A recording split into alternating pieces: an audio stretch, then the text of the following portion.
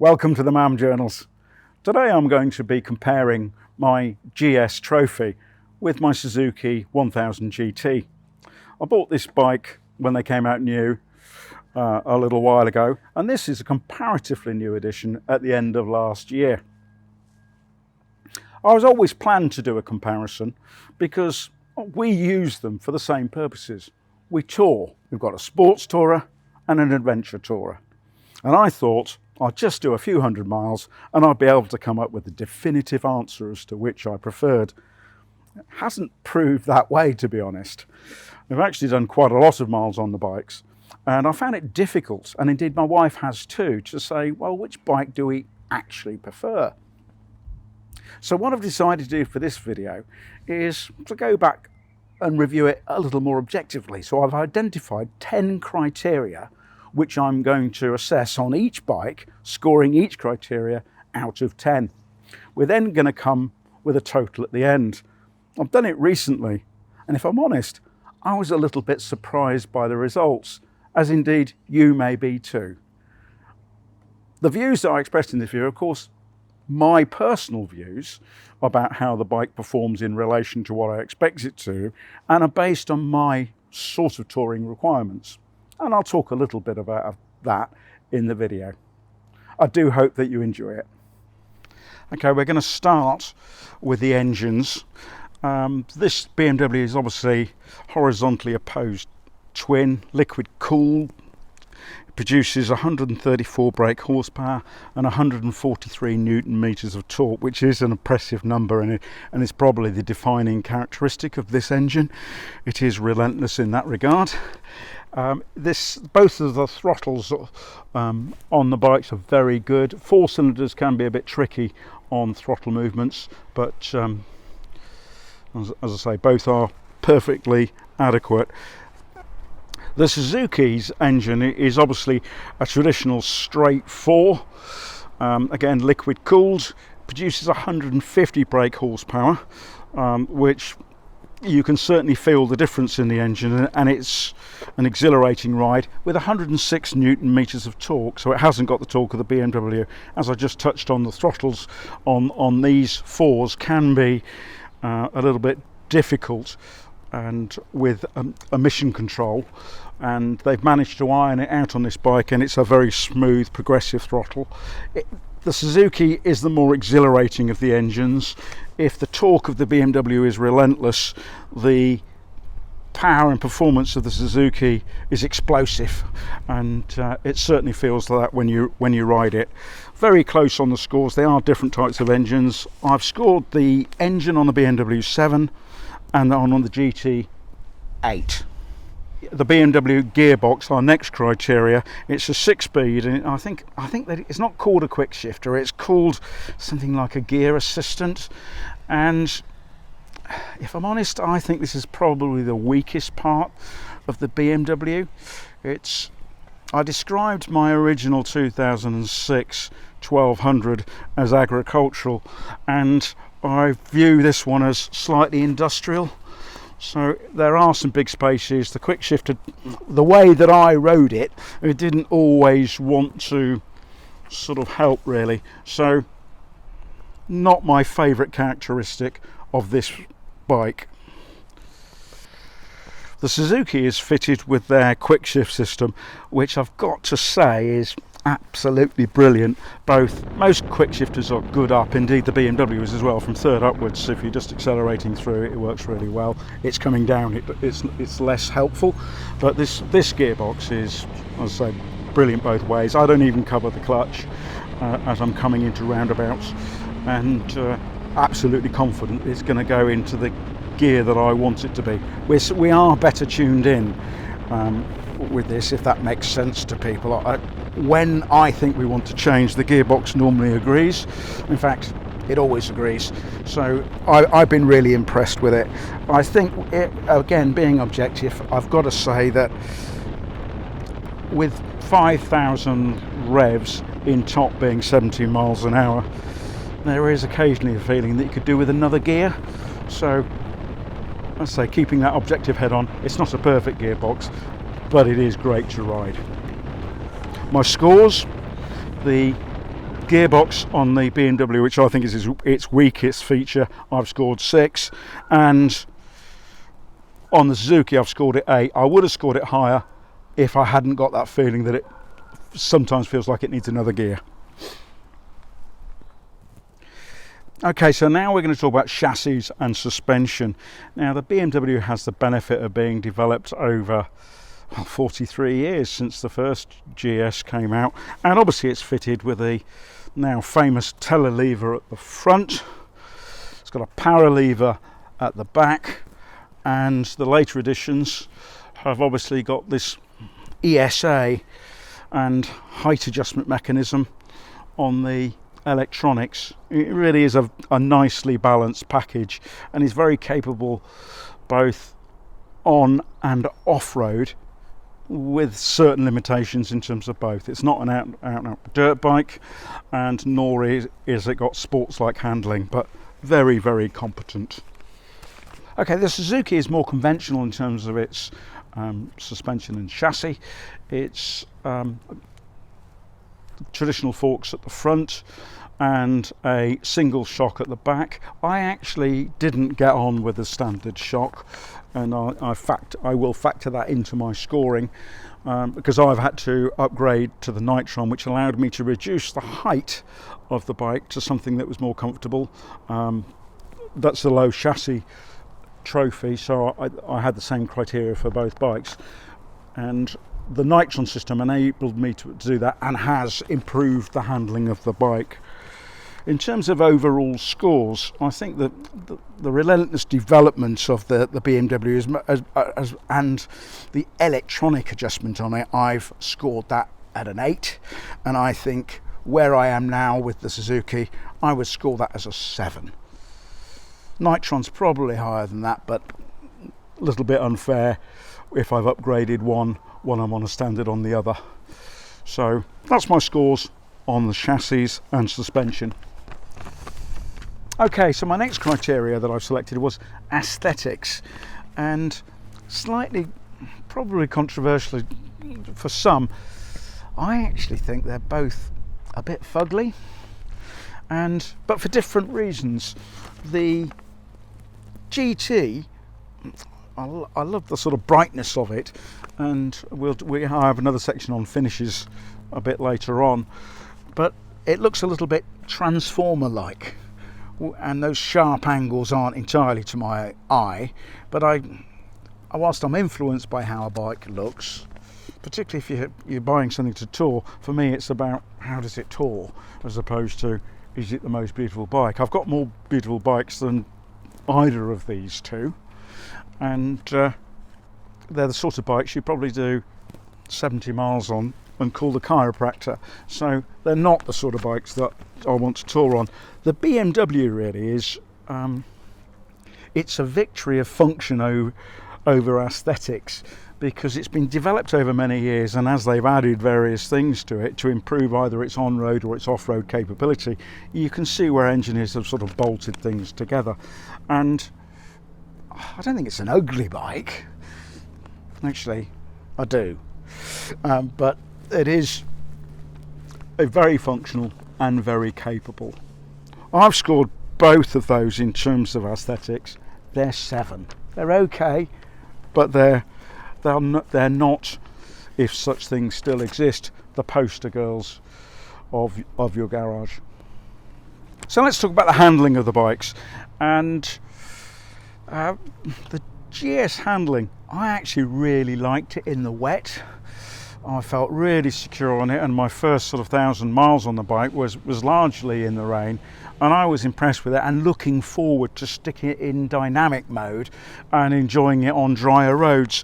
I have to say the dynamic mode was slightly disappointing for me, because it never quite got that taut feel that I do enjoy on some out and out sports bikes, and I did have, strangely, a slightly strange sensation of wishing that I could adjust the chain every time I got off it, but obviously that's ludicrous because it's shaft drive.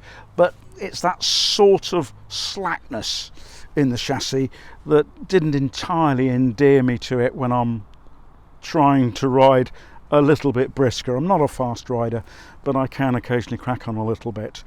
The bike has, in the UK, I find myself sort of riding bends and taking the different lines as I try to avoid potholes. Now, this didn't like me changing my lines halfway through on the GS, but actually if you just ignore the potholes and ride through the middle of them, it's a weird characteristic. It almost feels like the bike, like one of these lifeboats, self-rights. It sort of, as long as you just carry on going, next thing you know, it's back in shape and getting on with it. And you clearly that's part of its off-road characteristics coming to play on the road. So that was a great characteristic in potholed roads in the middle of Scotland. The handling of the Suzuki is altogether more in line with what I actually really enjoy riding, and its ability to change lines halfway through effortlessly has got to be commended. It is taut, it feels responsive, and I certainly wouldn't be tempted to ride through a pothole with it, but if you avoid them, it really does have that sporty feel to it. So for me, the handling of the bikes is, I give a 7 for the BMW. I do know they can be ridden very vigorously. I've seen some going around racetracks with committed riders, so I do certainly accept they are good handling bikes. But for me, the Suzuki had the edge, and I've given it an 8. Okay, in terms of comfort, obviously, so the more committed BMW riders will be saying, well, what on earth are you doing touring on a rally seat? And I'd certainly accept that there are more comfortable options for the BMW than the one we've gone for, but I can only assess it on what I've actually ridden and how my wife found it. And actually we did find it comfortable to ride. The ergonomics are nice on the BMW, everything's laid out. Once you get used to the wheel and how you use it, it really comes to hand. There was 2 up, the bike was, as I say, very comfortable for us, even fully loaded, and you do get a bit of wind noise, but you get that on both. So you know, you can on some BMWs, as no really committed tourers, you know, doing 3,000 and 4,000 mile tours. We don't. Often have bigger screens and more comfortable seats, but we did find it comfortable and easy to ride and live with. The Suzuki was a bit more sporty. People look at the bike and say, well, surely your partner doesn't want to get on the back of that seat, but I've always think it's great, it's best to ask your partner how she feels about it rather than try and guess what their views are. And we did find the bike comfortable, particularly on sort of smooth open cruising roads when we've got cruise control on. We did find it easy. It has got a sort of vibration to it, which I'll touch on when I'm going to assess it for touring, but I did find the ergonomics on the Suzuki easy to ride. The instrumentation and dash is clear. It's a comfortable bike to ride for the sort of trips that we did, and much more comfortable with that upright bars than you know a conventional sports bike. So you're getting the benefit of the engine without the disadvantage of the crouch position. In terms of numbers, turn that in. I'm going to give the BMW the edge. I think it is designed for that sort of longer term company, so I'm going to give that an 8, and I'm going to give the Suzuki 7. Okay, so let's talk about touring, and as this is a comparison on a sports tourer versus an adventure tourer, the GS is obviously sort of geared entirely around that, as indeed is the GT, the Grand Tourer, as the GT stands for. The BMW has really got a very comfortable range of over 200 miles. The Adventure bike with a bigger fuel tank can do further, but it is actually very comfortable on those sort of journeys. It's doing 4,000 revs at 70 miles an hour or 120k, and it's just effortlessly thundering along, really. So very impressive in terms of that. I'm going to assess, so you know, I'm assessing the carrying capacity separately. The GT is obviously, it's got a much smaller tank. Its range is really, you're looking for fuel at 150 to 170 miles, and frankly you're welcome of the brake, because at that sort of 72 miles an hour, the 120 kilometers per hour, it's right on the 5,000 revs, so it's a bit buzzy, and you do get vibrations through your hands and your feet. They have done various things to sort of reduce that, but it's still there, you can feel it. So but both are very capable of the sort of touring that we do, i.e. we like to do between 175 and 250 miles a day, and assessed with that in mind, they're both very good and very capable of what we're doing. I'm going to give the BMW the edge in terms of that, and I'm going to score the BMW 9 and the Suzuki 8. Okay, one of the criteria that I consider important is how easy a bike is to clean and keep up together, because I am quite bike proud, if I'm honest. So I'm the worst of both worlds. I like really clean bikes, but I like to use them in all weathers. So I turned it into a career in terms of keeping them clean. The BMW certainly can tolerate the weather, and I've ridden this in all sorts, but it is a nightmare to keep clean. This black finish manages to sort of get dirt collected in it, and when I came back from Scotland, 12 days in sort of mixture of rain, showers, dirt, it took me 7 hours to try and get it clean. The wheels in particular, with that sort of semi rough finish, is really difficult to keep up together, as were indeed the parts on the engine, where I've been in there with an electric toothbrush trying to get it out, and I can't do it. So it's difficult to keep clean, and I know on the forums a number of people have commented about it. Others just take the view, well, I don't care, it's a functional bike and it will be what it is, and if that's your approach, then it won't bother you. But for me, how easy a bike to clean is important. The Suzuki is another kettle of fish, really. You wipe it over with an oily rag and it comes up. It's refreshing. You don't rub too hard on the wheels because the paint will come off, to be honest.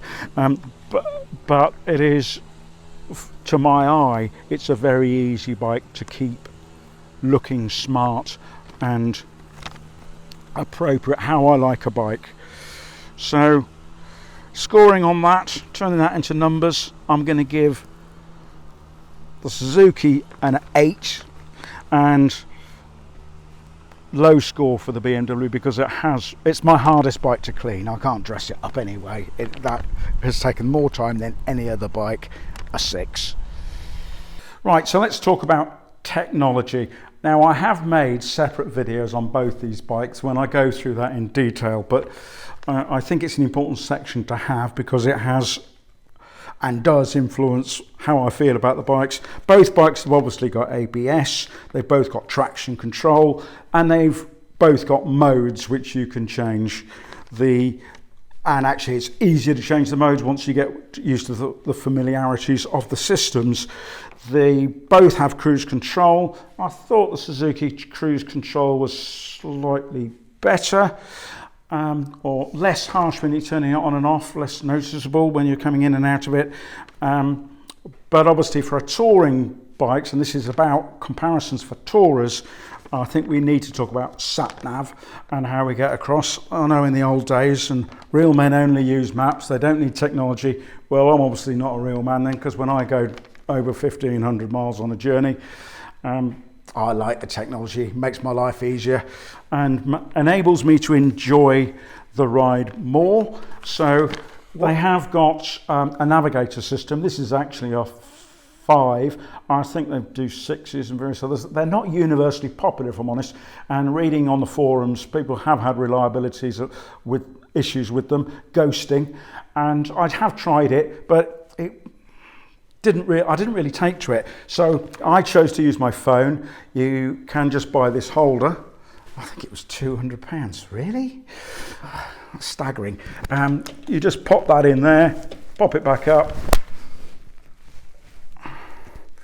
and then just screw on the side. Don't forget to put the screw on the side. I have done a remarkable one-handed catch going along as I'd forgot to do the screw, but I wouldn't recommend it as the phone dropped out. But what you get on this is you connect via an app, and you then get a map on here with various views. It's a BMW app, and then it actually links in and you get instructions on the screen as you go, which I found really useful. It enabled me to see the road ahead in terms of bend severity and know my lefts and rights and my distances on the screen. I actually found it a good system. Okay, so well, both screens are really clear, as I say, and easy to read, and instrumentation straightforward in changing the modes. You've got traction control and quick shifter on and off, as you'd expect on bikes of this type. For my sat nav on this, it has got an app called Spin, which you're supposed to be able to connect to the systems and have the phone in your pocket. Didn't really get on with it, if I'm honest. It's not proved, again, universally popular. So what I've gone for, you can see I've got a quad lock there. I put my phone on it, but I'm filming with it, so that might be a little bit challenging. And the BMW charge is in the cradle. You can get chargers that do this on this, but I've actually just got a cable that goes from my power point there into the side of the phone, and that worked well. It gives me basic maps as I come up, and I found it very easy to use again and useful. In terms of numbers on the technology, I would say, partially because of the improved sat-nav connectivity and the fact that I can see it easily on screen, and some other technical features on the bike which makes it, for the purposes we're talking about, more effective, I'm going to score the BMW 8 and the GT Suzuki 7. Okay, so let's talk about luggage and what I use on various bikes. I think the first thing to say is we don't use a top box. My wife doesn't like the vibration on our back, and she prefers the ease of getting on and off without it. So we've built our touring requirements around that. The BMW, we use this is a Gibby tank bag, that works fine. There's various types of BMW boxes in various shapes and styles. I mean, they've been making touring boxes since God was a boy, and they've certainly knacked it down to a fine art. They're extendable. If you can just watch along here, you can see as I'm pulling this lever in, they're going in or back out again. So you can, depending on how much luggage you're actually carrying, then you can decide how wide you want the boxes or otherwise. And indeed, the inners that go with them, the bags, these are BMW GS bags, nice and flexible, and you can extend to suit whatever size of luggage you want to carry. So, and they just fit inside. They're robust, waterproof, and easy to use. Suzuki, perhaps less polished in making or commissioning the work of luggage makers to do it. This box has not got the capacity of the BMW boxes that we've got. It's okay. The locking mechanism is a bit less versatile, because with the BM you can either have them open or unlocked. It will still come on and off the bike very comfortably. I've actually had a lock fall out and had that replaced. So not without its challenges, but it's okay. I went for Givy bags. They sort of squeeze in there all right, and these have been okay in terms of waterproofing. And I went for the Suzuki top box bag. Tank bag, which again has worked pretty well for us. So that combination of storage has worked well for the sort of journeys that we do. In terms of getting them on and off the bike, we tend to just take the bags out and take them into the hotel, but I know that some people actually like the extra capacity and really sort of load them in, and they like to take the boxes off. I've got to say, this is much easier to get on and off than the Suzuki. Just lifts off comfortably. Suzuki is a bit of a dance of the seven veils in order to persuade it to sort of come out from its mounting point. Once you've got the knack of it, it's okay, but it's not as easy as the BMW. I think if you're somebody who wants to take your house with you, and I know I've seen plenty of pictures with GS's loaded to the gunnels, there's no question in my mind that as an overall carrying capacity, i.e. if you want to tent, we stay in hotels, then the GS has the edge in terms of carrying capacity, and I've reflected that in my scores. I think the BMW is so well developed. That's a 9 really in terms of luggage carrying capacity capability, whilst the GT is not as good. It's okay for what we do. I've scored it a 7. If I'm honest, I was shocked by the outcome. My expectation was that a BMW marked objectively would relentlessly but slowly pull away from the Suzuki. But in reality for us, and the reason why I flip-flop so often in the last few months as to which I prefer, is they're very evenly matched, as the scores have shown. I love the competence of the BMW. It does everything well. I enjoy the brilliance of the Suzuki gearbox and the excitement of the engine and the handling. I suspect if you do longer journeys than I do, the BMW would probably be the one to do it on. But we're lucky enough to enjoy both. And for our sort of touring, they're equally matched. If I was going on smooth, dry roads down to Portugal, I'd take the Suzuki. If I was going to the Highlands of Scotland, where weather can be a little bit variable, I would take the GS. I do hope that you've enjoyed this video. It's the last of the summer series, and we're coming back with another 5 in the autumn. And if you did like the video, you perhaps be kind enough to press either like or subscribe. But as always, I'm pretty relaxed about that. What is most important is that you ride safe and that you stay well.